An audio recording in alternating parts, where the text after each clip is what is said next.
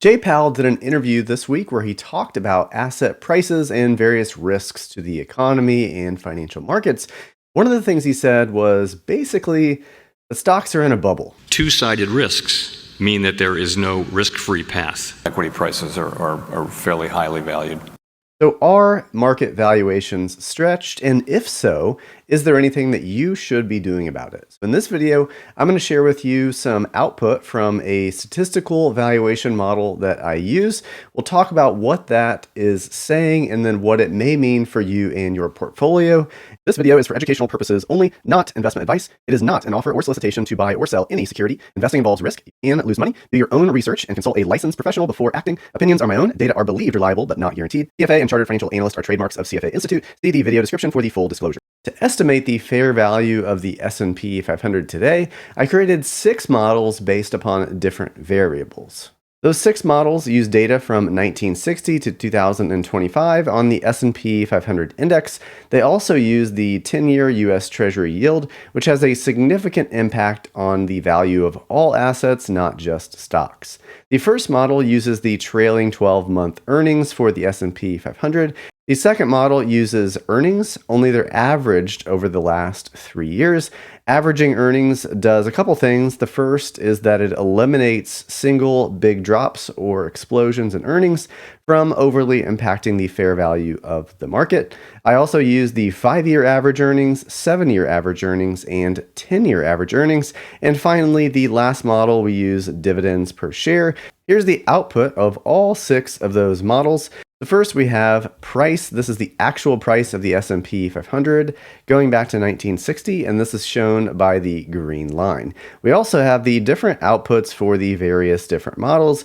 The most optimistic model is the 5-year average earnings. That suggests the fair value for the S&P should be about $5,000. In reality, it is $6,400 approximately. And if you look back at this chart, it looks like the S&P is now at a greater overvaluation, even relative to the tech bubble. So that by itself is quite concerning. However, we need to consider that this is a nominal chart. The problem with any nominal chart is that it makes the most recent values look significantly larger than they really are. So to correct for this, we need to change to a logarithmic view. And when we do, you can see that the current overvaluation of the market is really nowhere close to what it was back in the technology bubble.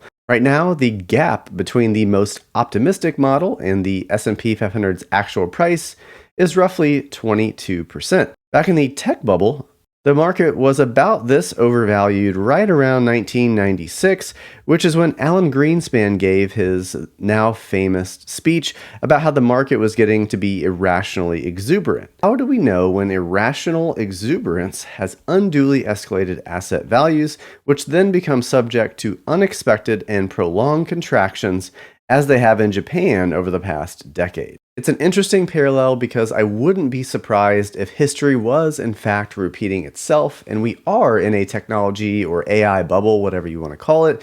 It's just that we're maybe in 1996, 1997, and still have at least a couple years to go before this really becomes an excessive speculative bubble that ultimately bursts.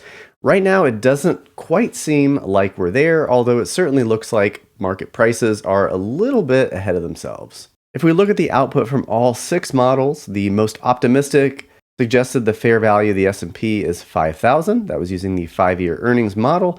The most negative of the models suggested the fair value was right around $4,700. So I think somewhere around here is a reasonable valuation range. The market obviously is a little bit over even what the most optimistic output of the models says. So does that mean we should all go out and sell our stocks?